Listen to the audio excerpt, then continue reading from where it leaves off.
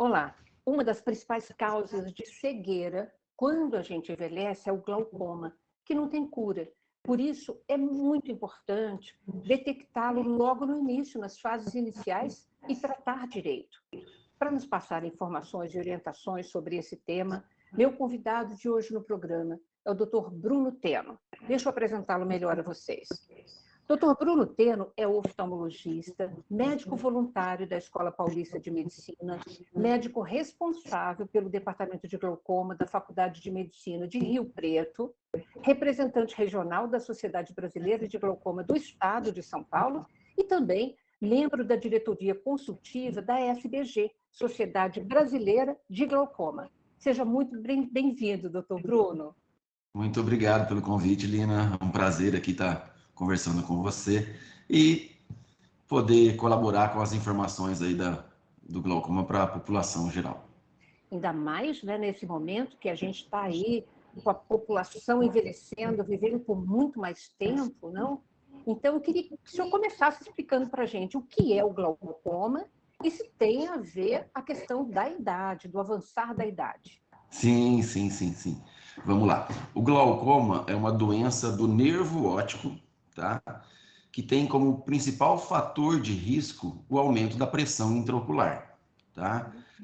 A porcentagem, a incidência do glaucoma, sim, aumenta com a idade. Então, assim, pacientes, pessoas com acima de 40 anos, 50 anos, tem uma porcentagem aí de 4% de incidência do glaucoma na população geral. E isso já sobe para 6, 7% para a população acima de 70 anos, tá? Então, a idade é um dos fatores de risco. E a pressão intraocular é o principal deles. Eu não sei se a gente puder até só explicar a anatomia, o porquê do glaucoma. Ah, que ótimo. Então, aqui, nessa região de cá, a gente tem uma lente natural dentro do olho, que é o cristalino, ok? Quando esse cristalino envelhece e fica opaco, isso é a catarata, tá? O que é o glaucoma? O glaucoma é quando a pressão de dentro do olho fica elevada e essa pressão vai provocar danos no nervo óptico. Esse nervo que vai transferir toda a imagem captada pelo olho para o cérebro, tá? Então imagine que nosso nervo seja um cabo de energia elétrica, né? Então um fio com vários filamentos. Essa pressão aumentada vai rompendo esses filamentos, tá? E vai rompendo até que a gente não deseja isso, né? A gente combate isso, mas se esse filamento acabar a romper tudo, é o que a gente determinamos como cegueira irreversível, porque a imagem não é transmitida mais para o cérebro. Então, o grande problema do glaucoma é a questão de ser irreversível, né? É uma doença assintomática, na grande maioria das vezes, e é irreversível. Então, o que o paciente já perdeu de fibras nervosas, a gente não consegue recuperar. Diferente da catarata. A catarata, o paciente tem a catarata, faz a cirurgia da catarata e restabelece a visão. Agora, olha, primeiro agradeço porque essa demonstração foi muito bacana para a gente realmente visualizar e compreender o glaucoma. Quanto tempo, em geral, doutor Bruno, se leva, se uma pessoa não detectar e não tratar, esse processo aí até romper e prejudicar o nervo óptico? Olha, Lina, isso varia muito de pessoa para pessoa, varia muito de níveis pressóricos, né? Infelizmente, assim, tem crianças que já nascem com glaucoma. Ah, pode acontecer em crianças também? Sim, existe o glaucoma congênito, que esse nervo ele já está sendo agredido dentro da própria barriga da mãe, inclusive, né? Antes de nascer, ele já está sofrendo com isso. Então, no glaucoma congênito, a gente acaba, quanto antes fizer o tratamento cirúrgico, melhor será o prognóstico, né? Agora, o quanto que dura, a gente já tem, naturalmente, com o nosso envelhecimento, a gente já tem essa perda dessas fibras nervosas naturalmente. Uhum. O que o glaucoma faz? Ele acelera essa perda, tá? Tá. Agora, por exemplo, você mencionou que o glaucoma é assintomático, ou seja, ele não dá sinais muito iniciais para a gente nos alertar em relação a isso. Então, eu queria uma orientação sua, se realmente a gente não tem esses sintomas iniciais, e o que é que a população deve estar atenta, então, em que momento ir buscar um oftalmologista? Perfeito, Lina. Ó, infelizmente, sim, o glaucoma na fase inicial, moderada, Uhum. ele é assintomático. O glaucoma primário de ângulo aberto, porque a gente tem vários tipos de glaucoma. Digamos assim, o glaucoma é um nome, mas nós temos vários sobrenomes. Tá. O mais comum deles é o glaucoma primário de ângulo aberto, tá? Esse glaucoma, o que a grande maioria da população tem, ele não dá sintoma. Então, assim, para você ter uma ideia, 50%, por volta de 50% das pessoas portadores de glaucoma não sabem que tem glaucoma. Nossa. Eles não, o paciente não sabe que tem glaucoma. Então, é assintomático. O que acontece? Essa pressão vai agredindo o nervo e o paciente vai tendo, então, perda de campo de visão. Tá? Então, assim, o que é perder campo de visão? A pessoa reta, olhando reta aqui, ela consegue identificar que tem uma porta aqui do lado, por exemplo. A Tá. perda de campo de visão, isso vai fechando e a pessoa enxerga somente por um túnel, digamos assim. Então, você consegue ter uma boa visão nesse túnel, digamos, uma formiguinha, você vê uma formiguinha do lado aqui nesse túnel, mas você não vê um elefante do lado de cá, Eu né? perco a visão periférica total? Normalmente, sim, ele, se não controlado, ele vai fechando até apagar, né? Então, assim, quando o paciente já percebe que tem perda de campo de visão, esse glaucoma já está numa fase mais avançada. Então, o que fazer se não tem sintomas? Fazer as consultas preventivas, as consultas de rotina. Isso é muito importante. Então, quando a gente faz o diagnóstico de glaucoma? Nas consultas para óculos, normalmente. Então, quando o paciente vem para fazer um óculos, é nessa situação que a gente acaba identificando o glaucoma, identificando uma pressão elevada, e assim, não, eu preciso fazer tal exame, eu preciso melhorar a avaliação desse paciente, exames mais específicos para glaucoma. Beleza. E então a gente vai iniciar o tratamento se necessário. Nossa, que dica bacana. Quer dizer que se eu vou para um oftalmologista para ver, melhorar a lente do meu óculos, por exemplo, vocês acabam fazendo essa aferição, a medição da minha pressão ocular? Sim, sim. É de Isso praxe isso? é de praxe. Isso aí, normalmente, a gente, às vezes o colega oftalmologista acaba nem falando, mas assim, você está lá, ele está Tá. te examinando, ele está vendo o fundo do olho, fazendo o exame do fundo do olho. Ele Uhum. vai avaliar o aspecto do seu nervo óptico, vai medir a pressão intraocular, a pressão de dentro do olho, tá? E se levantar alguma suspeita disso, aí sim ele vai fazer alguns exames correlacionados para a investigação do glaucoma. Por isso, é extremamente importante a avaliação de rotina, a consulta de rotina por um médico oftalmologista. Se estamos falando do tipo de glaucoma mais comum, relacionado inclusive com o envelhecimento da pessoa, a gente recomenda quando, doutor? Fazer. A pessoa que não costuma, por exemplo, fazer esses exames de rotina, né? Uhum. A partir dos 40 anos, tá bom? Seria interessante? A consulta oftalmológica ela é feita a partir do nascimento, né? Tá. A primeira consulta oftalmológica é o teste do olhinho, né? Aquilo ali já é uma avaliação oftalmológica. E Uhum. depois ela é recomendada depois aos 6 meses de idade e depois anualmente. Então, assim, a prevenção para a saúde ocular, estando tudo ok, anualmente, um ano e meio, né? Mas é importante estar fazendo um segmento de rotina, assim. Claro que, quando o paciente é identificado, é diagnosticado com glaucoma, aí seus retornos vão variar de acordo com a necessidade. Tá. Então, tem alguns casos de glaucoma, por exemplo, que o paciente precisa manter um acompanhamento a cada 3 meses, a cada 4 meses, para estar sempre medindo essa pressão. Né? Sempre, não só a pressão, né? Fazendo todos os exames que avaliam se essa doença está estável, que é o nosso objetivo, né? Tá. Ou se está havendo alguma progressão.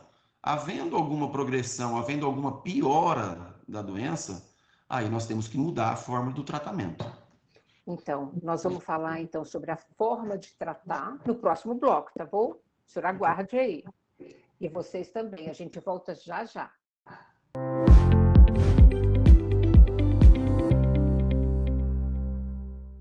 Caso você queira enviar perguntas ou sugestões, é só apontar o seu celular no QR Code que está aparecendo aí na sua tela.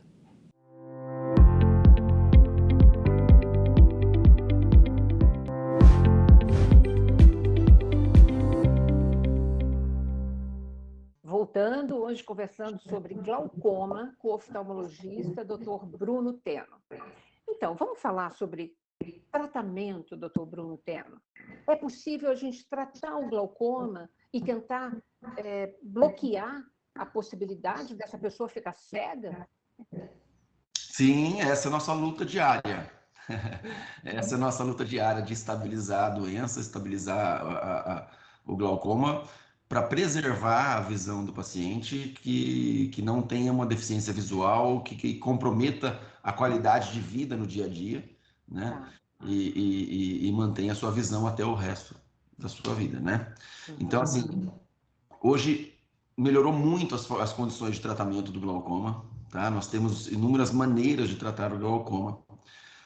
No glaucoma primário de ângulo aberto, por exemplo, né, a gente pode iniciar esse tratamento com colírios, né, colírios específicos para glaucoma, porque é muito comum, às vezes a pessoa acha que colírio é colírio, né, colírio Qualquer um, né? qualquer um. Não, não. O colírio nós temos colírios de antibiótico, temos colírios para dilatar a pupila, tem colírio específico para glaucoma, tem colírio para assim como um comprimido, né? Tem comprimido de antibiótico, comprimido de várias necessidades de tratamento, no colírio também, né? Então, assim, inclusive existem alguns colírios que até pioram as condições do glaucoma, né? Às vezes a pessoa se automedicar com colírios também é um erro, né? Enfim. Gente, fica a dica, hein? Nada de ficar, né, ouvindo, o vizinho tinha glaucoma, usava isso aqui, eu vou usar também. Não, não pode, né? Exato. Por exemplo, colírios de corticoide, que é muito usado em irritação ocular, alguma irritação ocular, faz uso do colírio de corticoide. Se fizer uso de uma forma frequente, você pode vir a desenvolver catarata e pode vir a desenvolver glaucoma. Existe um sobrenome de glaucoma que é glaucoma corticogênico, que é o glaucoma induzido pelo corticoide. Né? Nossa, que interessante isso. Essa é uma situação que a gente tem que ficar atento, de não simplesmente ficar usando o colírio aleatoriamente. Tá.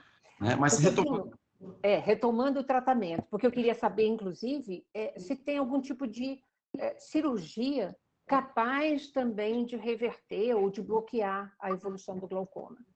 Bloquear, sim.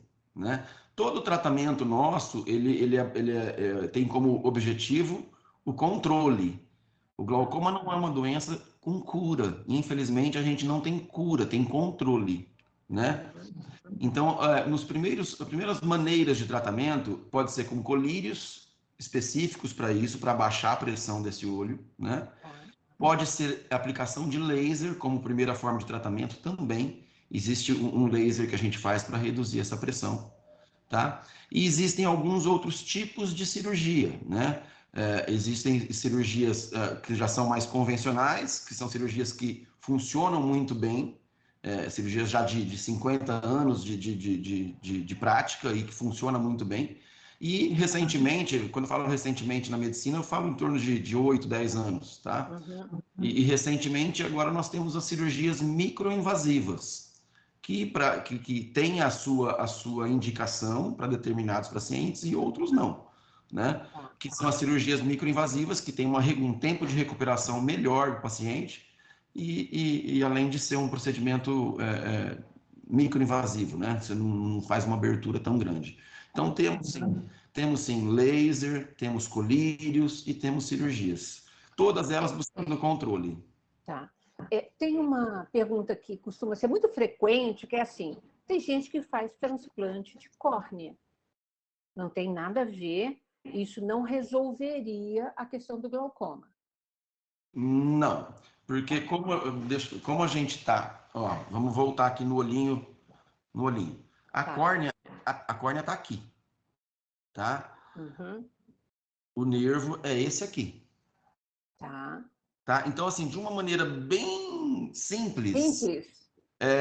não adianta a gente trocar o farol do carro se o motor tá quebrado. Então, falando então nessa analogia, o que é que causa dano nesse motor? O que causa? A gente já Então, sabe? existem inúmeros fatores que agravam essa pressão, né? Uhum. Um deles é a relação familiar, tá? Existe, por exemplo, o paciente que tem familiares portadores de glaucoma tem maior chance de desenvolver o glaucoma, Tá. tá? E não é porque não tem familiares com glaucoma que também não vai ter glaucoma. Então, Uhum. assim, o contrário não é verdadeiro, né? Tá. Se a pessoa tem familiares com glaucoma, as chances são maiores, né? E a própria anatomia do olho desenvolve, é um fator de risco para o aumento da pressão. Imagine assim, a gente tem dentro do olho uma torneirinha que fica sempre aberta. E a gente tem um ralo. Quando a gente tem um desequilíbrio entre essa torneirinha aberta e a drenagem desse ralo, você vai ter uma descompensação da pressão intraocular. Então, todo o nosso tratamento do glaucoma está baseado em ou fechar um pouquinho a torneirinha ou abrir um pouquinho o ralo, tá? Então, assim, ou então fazer outro ralo, tá? Então, assim, o que determina isso aí? Tem gente que tem, o que determina a pressão intraocular alta? Tem gente que tem dificuldade na drenagem, entendeu? E aí é doente essa parte de drenagem, então a gente tem que agir nisso aí, e fazer o controle. Outra dúvida comum que me enviaram aqui, quando eu disse que ia conversar com o senhor, que é assim, eu tenho pressão alta, eu tenho hipertensão arterial. Se glaucoma tem a ver com a pressão ocular, tem relação? Nos extremos, tá? Se for na hipertensão controlada, tudo bem, a gente não tem essa correlação tão diretamente, tá? Mas nos extremos, sim. Por exemplo, uma pessoa que tem uma pressão muito baixa, nós não estamos nem falando de pressão alta, uma pressão muito baixa, ou então que tenha obstrução de carótida, por exemplo, aquela, né, tem placa nas carótidas. Você acaba não tendo um aumento da pressão do olho. Você acaba tendo uma deficiência de alimentação desse nervo. Porque quem alimenta nosso nervo do fundo do olho é o fluxo sanguíneo das carótidas. Tá? Por isso a relação, então. Ela que vai levar o sangue lá para a cabeça do nervo óptico. Tá. Então, se esse sangue oxigenado, esse sangue alimentado, esse sangue rico, não chega para a cabeça do nervo óptico, esse nervo óptico fica em carência, tá? Então, você vai ter um dano no nervo óptico sem necessariamente ter uma pressão do olho elevada. Tá. Agora, Entendeu? entendi. Agora, essa perda de visão periférica, se eu descubro que, puxa vida, eu já não estou conseguindo enxergar aqui as minhas laterais, e aí eu vou ao oftalmologista, em geral, eu consigo, nesse momento que eu já estou perdendo essa visão aqui, eu consigo controlar? Vamos dizer, se eu tiver 60 anos e vou viver mais 30 anos. Sim, é isso que é a nossa luta diária, né? De preservar o que tem. Então, assim, às vezes um paciente que tem uma visão bem debilitada, a gente tem que fazer desse pouquinho muito. Entendeu? Então, é preservar aquilo que tem. Se já chegou com o campo comprometido, a gente sabe que a gente não vai conseguir revitalizar esse campo visual. Mas nós vamos fazer de tudo para que ele não perca o que ainda lhe resta. Então, por exemplo, um paciente com 60 anos, nós sabemos hoje que a expectativa de vida está lá na frente. Então, um paciente com 40 anos, nosso tratamento tem que ser mais agressivo. Por quê? Porque ele tem uma expectativa de vida maior. Sim. Né? Um paciente com 90 anos, a gente pode abaixar a pressão, mas fazer um controle talvez menos agressivo, porque ainda ele vai conseguir preservar aquela visão para o resto da vida, para todos os anos seguintes. Né? Tá. Então, eu queria saber, assim, acomete mais mulheres do que homens ou não?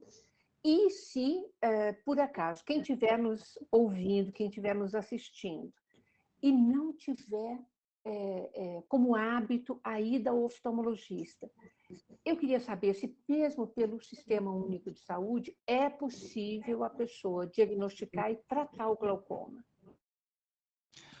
Vamos lá. Entre homens e mulheres não existe uma diferença de incidência assim, né? O que existe? Existe a idade avançada, é um fator de risco, tá? A hipermetropia ou a miopia também são fatores de risco.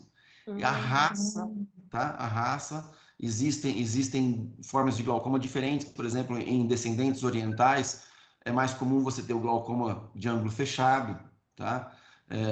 Em negros, é mais comum você ter o glaucoma primário de ângulo aberto, né? Então, você tem uma diferença de incidência do glaucoma de acordo com a raça. Com o sexo, não. Tá? Agora, o pessoal, os espectadores que estão nos assistindo, que nunca passou numa consulta com um oftalmologista, assim, a dica é que faça, entendeu? Faça seus exames periódicos, faça seus exames de rotina, porque a prevenção é o melhor tratamento que tem. Com certeza. E mesmo que você tenha o diagnóstico de glaucoma, quanto mais precoce for esse diagnóstico, melhor será as condições que esse paciente vai ter durante o resto da sua vida. Nossa, essa dica é muito legal, porque eu recebi algumas perguntas assim, entrei em desespero, eu tenho glaucoma, vou ficar cego. Não é assim, né, hoje em dia, graças, né? Não é assim. É claro, é uma doença grave, é uma doença irreversível, é a principal causa de cegueira irreversível no mundo, mas você fazendo o seu tratamento correto, você mantendo o seu segmento, os oftalmologistas, o que eles querem? Controlar essa pressão, controlar o glaucoma, mantendo as condições de vida do paciente, entendeu? Uma vida saudável, uma qualidade de vida. Isso faz parte do nosso tratamento. Uau, maior causa de cegueira no mundo.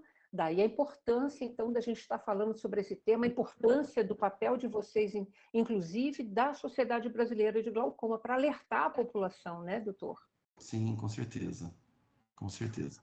Olha, muitíssimo obrigada, viu, pela sua participação. Eu que agradeço poder estar conversando com vocês e passando isso para os espectadores, que a informação é sempre muito bem-vinda, né? Sempre precisa dessa informação, porque com certeza a gente vai evitar inúmeros casos de cegueiras aí pelo Brasil. Obrigada também a você que nos acompanhou até aqui. E se você quiser rever esse ou qualquer outro dos nossos programas, acesse saopaulo.sp.leg.br e também nos acompanhe nas redes sociais. Beijo, gente. Muitíssimo obrigada. Não esqueça de fazer a sua consulta regular ao oftalmologista. Até a próxima.